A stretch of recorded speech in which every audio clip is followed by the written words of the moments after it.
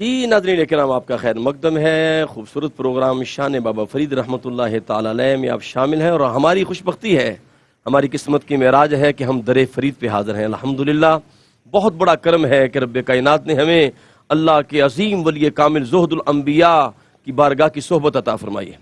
میں نے بڑھنا ہے حضور قبلہ پیر طریقہ جناب قبلہ پیر قمر الشکور احمد دامت برکاتہ القدسیہ کی جانب سے۔ اس قمر سے بھی ہم ضیابار کرنیں حاصل کرتے ہیں۔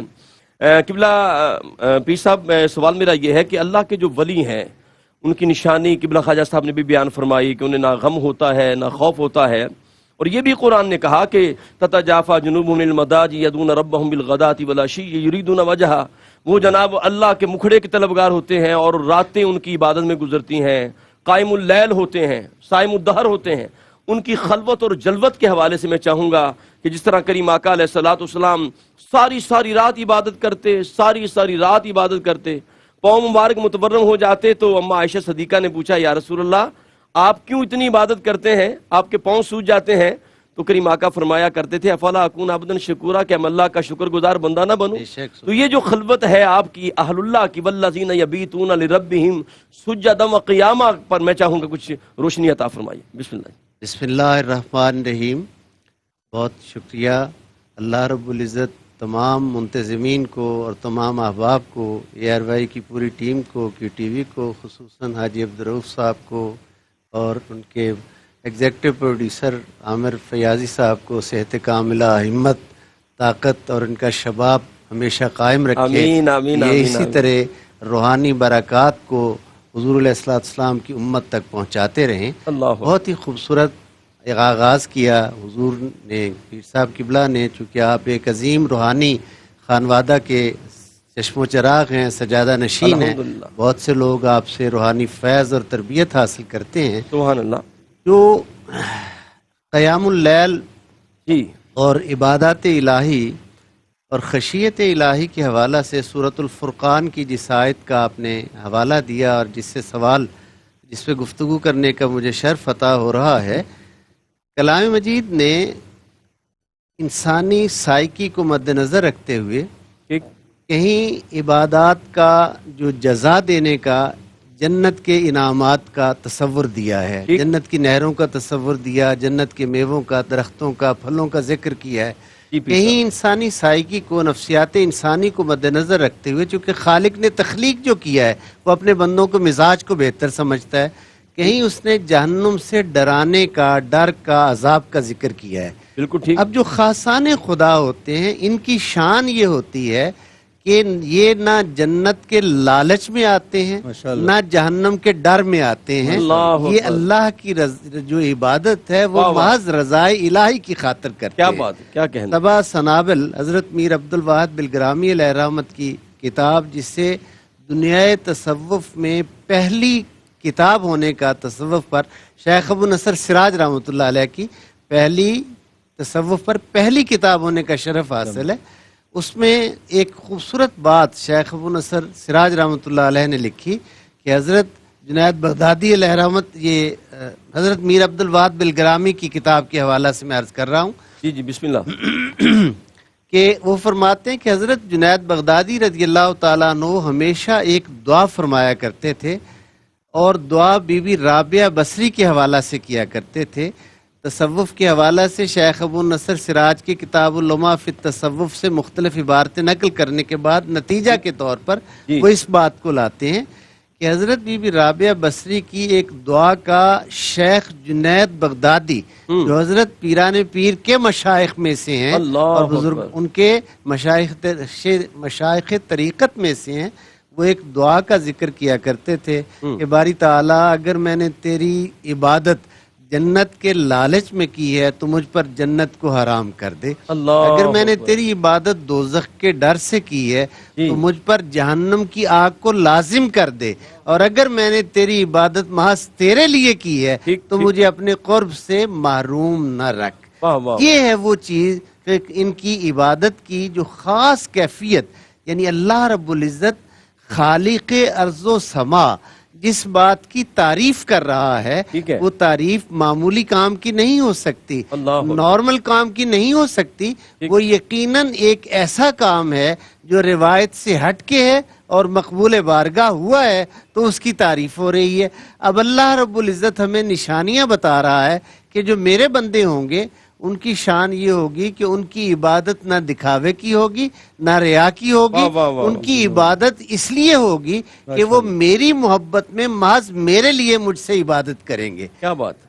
ہم چونکہ ہمارے اس پروگرام کا عنوان ہے فیض فرید، تو میں یہ عرض کرنا بہت ضروری سمجھوں گا بسم اللہ۔ کہ ایک کچھ شخصیات ہوتی ہیں جو عہد ساز ہوتی ہیں، یعنی وہ اپنے زمانے کے ایک بہت بڑے لوگ ہوتے ہیں۔ کچھ شخصیات ان سے بڑی ہوتی ہیں جو تاریخ ساز ہوتی ہیں، جی جی، تاریخ میں اپنا ایک مقام پیدا کرتی ہیں۔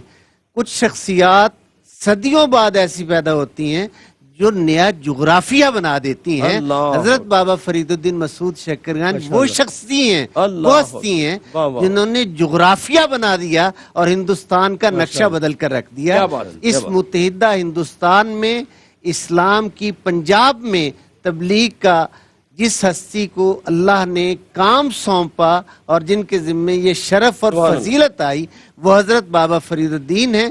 780واں عرس مبارک ہے، ہاں۔ فیض فرید جاری ہے جاری ہے، جاری ہے۔ کیا بات اور ہے، یہ کیا ہمیشہ بات ہے۔ ہمیشہ کیا جاری کہنے رہے گا، جناب، کیا کہنے۔ اس لیے کہ آپ کی عبادت شبینہ ماشاء اللہ۔ مالک کی بارگاہ میں قبول و منظور ہوئی ہے۔ آمین۔ حضور خواجہ نظام الدین اولیاء رحمۃ اللہ علیہ فرماتے ہیں کہ میں ایک بار حاضر ہوا تو میرے شیخ کریم پر ایک کیفیت طاری تھی۔ میں نے اس کیفیت میں اپنے شیخ کی زبان اقدس سے سنا کہ آپ ایک ربائی پڑھ رہے تھے، خواہم کہ ہمیشہ در وفائے تو زیم، خاک شوم و بزیر پائے تو زیم۔ میں چاہتا ہوں کہ میں ہمیشہ تیری وفا میں زندہ رہوں، میں خاک ہو جاؤں اور تیرے قدموں کے نیچے رہوں۔ مقصود من خستہ ز کونین توئی، مجھ عاجز کا مقصود اور آرزو یہی ہے۔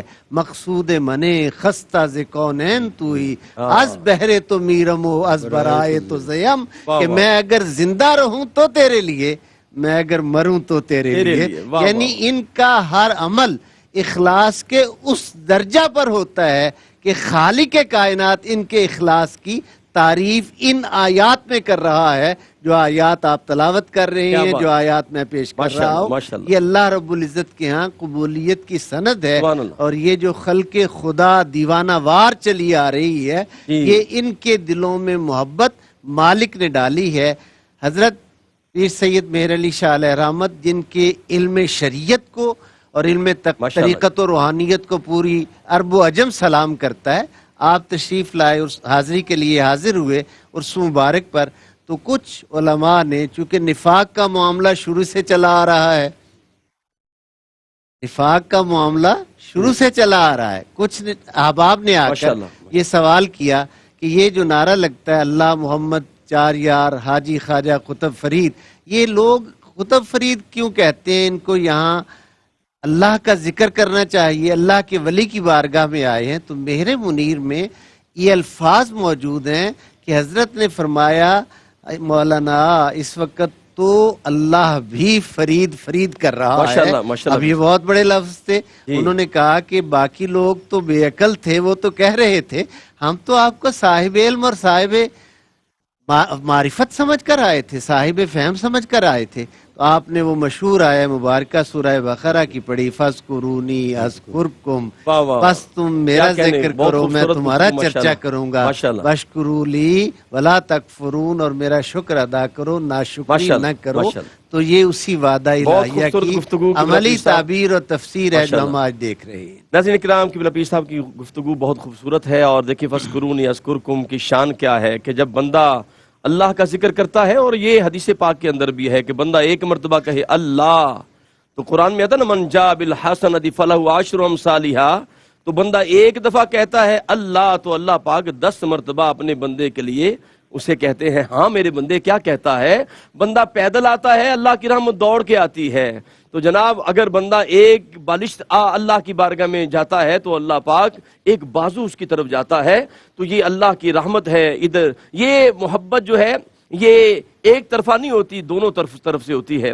قبلہ خواجہ صاحب کی خدمت میں حاضر ہوتے ہیں. خواجہ صاحب قبلہ وہ سلطان العارفین فرماتے ہیں جو دم غافل سو دم کافر، بڑا مشہور آپ کا وہ جملہ ہے. اور اہل اللہ کی جو شان قرآن نے بیان فرمائی ہے، قرآن نے فرمایا نا رجال اللہ تلہیہم تجارت ولا بیع عن ذکر اللہ، کہ مرد وہ ہوتا ہے، یعنی جنا وہ ہے، مرد وہ ہے کہ دنیا کی تجارت، دنیا کی محبت اسے جناب گرفتار نہیں کرتی، بلکہ اس کے جلوت ہو یا خلوت ہو، وہ ہر وقت اس کے لبوں پہ اس کے عمل سے اللہ کی یعنی رضا اور اس کے ذکر کی جو نام کی مالا ہے وہی نظر آتی. میں چاہتا ہوں یہ جو رجال اللہ تلہیہم ہے تجارت ولا بیع، اس کے حوالے سے روشن ڈالیے گا.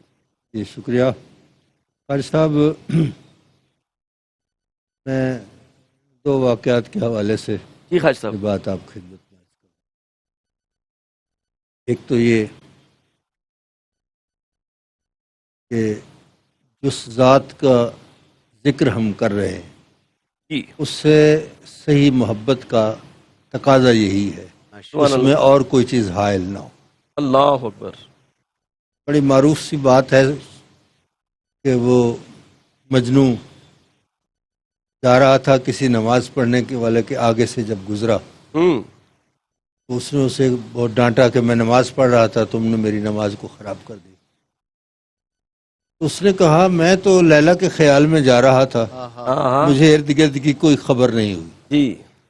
تو اس ذات کی یاد کر رہا تھا، تجھے کیسے پتہ چل گیا کہ میں آگے سے گزر اللہ گیا؟ اکبر اللہ اکبر. تو اس کا ذکر اس انداز میں ہونا چاہیے کہ پس و پیش کی کوئی خبر نہیں. خبر نہیں. واہ واہ. اسی طرح ایک آدمی مسجد میں آیا، نماز پڑھی اور مولانا سے کہنے لگا میں آئندہ مسجد میں نہیں آؤں. ٹھیک ہے. کہا کیوں، کیا وجہ؟ اس نے کہا میں جب یہاں آتا ہوں تو دیکھتا ہوں کہ کوئی موبائل پہ بات کر رہا ہے، کوئی تجارت کی باتیں کر رہا ہے، کوئی کسی کا گلہ کر رہا ہے، کوئی سیاست پہ بات کر رہا ہے. فائدہ کیا ہے اس مسجد میں آنے کا اگر لوگ اس طرح بات کرتے؟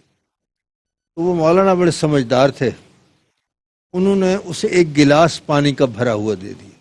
ٹھیک.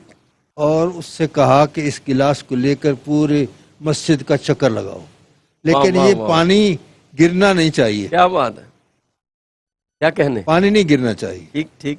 تو وہ اس کو گلاس کو، بھرے ہوئے گلاس کو لے کر ہاں. بڑی احتیاط کے ساتھ چلتا رہا. جی. سارا چکر کاٹ کے واپس آیا تو گلاس اسی طرح بھرا ہوا تھا، پانی اس میں سے نہیں گرا. ٹھیک ہے. اس نے کہا پانی تو نہیں گرا؟ اس نے کہا نہیں گرا. وجہ کیا ہے، کیوں نہیں گرا؟ اس نے کہا میرا دھیان صرف اس پانی کی طرف تھا. اب تو کوئی تمہیں آواز نہیں آئی کسی کے موبائل کی، کسی کے بات کرنے کی، کسی. ٹھیک ہے. اس نے کہا نہیں. تو اس نے کہا جب تم اس ذات کے ساتھ ہی اپنا تعلق رکھو گے ہاں ہاں ہاں. تو ارد گرد کی کوئی چیز تمہیں نظر نہیں آئے. ماشاءاللہ. اللہ اکبر. تو بات یہ ہے کہ ہمارا تعلق، ہمارا رابطہ اس ذات کے ساتھ اتنا مضبوط ہونا چاہیے کہ درمیان میں کوئی چیز حائل نہیں ہونی چاہیے. نہیں ہونی چاہیے. تو اولیاء کرام کی یہی شان ہے جی. کہ وہ جب اس کا ذکر کرتے ہیں ٹھیک. تو پھر اس میں کوئی چیز اور حائل نہیں ہو سکتی، نہیں بے ہو خبر ہو جاتے دنیا میں. واہ واہ واہ. اور ابھی جو آپ نماز کے حوالے سے ذکر کر رہے تھے، قبلہ پیر صاحب نے بڑا خوبصورت بیان فرمایا، بڑا لطف آیا. میں حضور سرور عالم صلی اللہ علیہ وسلم کی نماز پڑھنے کی کیفیت کا ایک آپ کے سامنے ذکر بسم اللہ. ماشاءاللہ ماشاءاللہ ماشاءاللہ. کہ یہ تو اٹل بات ہے جی خواجہ صاحب. کہ قرآن مجید کی جو آیات ہیں، جتنی آیات ہیں وہ حضور کی اداؤں پہ نازل ہوتی ہیں. سبحان اللہ اکبر. کیا خوبصورت خواجہ صاحب، ماشاءاللہ.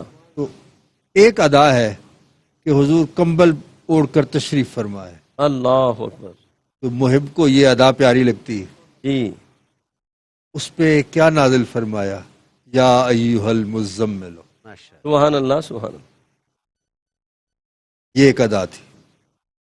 اور پھر فرمایا میرے محبوب آپ بیٹھے ہوئے اتنے خوبصورت لگ رہے ہیں، ہاں ہاں اگر آپ کھڑے ہو جائیں ہاں. تو میں آپ کے کھڑے ہونے والی ادا دیکھوں. کیا بات ہے. تم واہ واہ واہ واہ. فرمایا قم اللیل، ہاں ہاں ہاں. واہ واہ واہ. رات میں ذرا کھڑے ہو کے دکھائیے.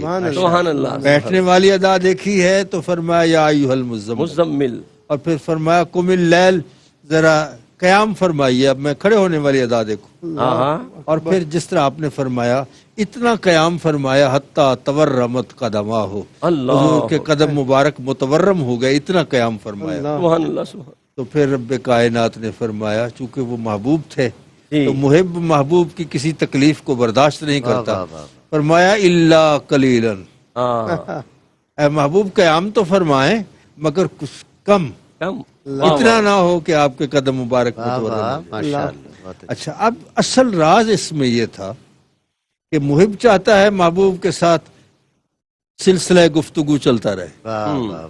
اب اللہ قلیلاً پہ بات ختم ہو جاتی, جی جی ختم نہیں ہوئی. ہوں پھر فرمایا ایسا کریے میرے محبوب نصفہ, ہاں آہا. رات کو آدھا آدھا کر لیجئے. سبحان اللہ میں آدھا رات تیرے بیٹھنے والی ادا دیکھوں, آدھا رات تیرے قیام والی ادا دیکھوں. سبحان اللہ اور پھر فرمایا اچھا ایسا کرو اوین کسمن ہو قلیلاً, آدھے سے تھوڑا سا کم کر لے, سبحان اللہ محبوب پہ چھوڑ دی. محبوب پہ چھوڑ. ہائے ہائے خواجہ صاحب. پھر فرمایا ایسا نہ ہو کہ کوئی کہے کہ کم ہی کر سکتے ہیں نا, ہاں ہاں زیادہ تو نہیں کر سکتے. جی جی. فرمایا اوزد علیہ, اوزد ہے. واہ یا واہ اس سے واہ. زیادہ کر لیجیے. سبحان اللہ سبحان اللہ اور ان تمام کیفیات میں حضور خاموش ہے. سبحان اللہ. اگر وہ بیٹھے ہوئے ہیں تو خاموش ہیں, جی ساری رات قیام فرمایا تو خاموش ہے, اللہ نصف رات قیام فرمایا تو خاموش ہے, نصف سے کم کر کے قیام فرمایا تو خاموش ہے, زیادہ کر کے قیام فرمایا تو خاموش ہے. تو اللہ نے فرمایا میرے محبوب تیری تو خاموشی ہی اتنی پیاری ہے, اور اگر تو کچھ بولے گا تو پھر کیسا لگے گا. فرمایا ورتل القرآن ترتیلا, ذرا قرآن کی تلاوت تو کیجئے, میں تیرا بولنا تو دیکھوں. جب وہ حضور نے قرآن مجید کی تلاوت کی تو رب کائنات نے فرمایا وکیل ہی, مجھے اس کے بولنے کی بھی قسم ہے. سبحان اللہ. اسی پہ حضرت خواجہ غلام فرید رحمۃ اللہ علیہ نے فرمایا 1 لاکھ دے دیں 2 لاکھ دے سا ایک واری چا بول. کیا بات. ان کے بولنا ہی اللہ تعالیٰ کو اتنا پسند بہت ہے. خوبصورت خواجہ صاحب. یہ ہے آپ کا جو رات کے قیام کیا حضور سرور عالم صلی اللہ علیہ وسلم. ناظرین کرام, خواجہ صاحب قبلہ جب بات کرتے ہیں نا, یقین کریں, اور سونے آقا کا ذکر کرتے ہیں تو ایسے لگتا ہے کہ ہم سرکار کی بارگاہ میں چلے گئے. خواجہ صاحب کی جو تمثیلات ہوتی ہیں, عام فہم بندہ میرے جیسا کن ذہن بھی جناب اس کے قلب و روح میں آپ کی بات اترتی ہے. ہمارے ساتھ رہیے, گفتگو کا سلسلہ جاری ہے. ملاقات کرتے ہیں ایک وقفے کے بعد.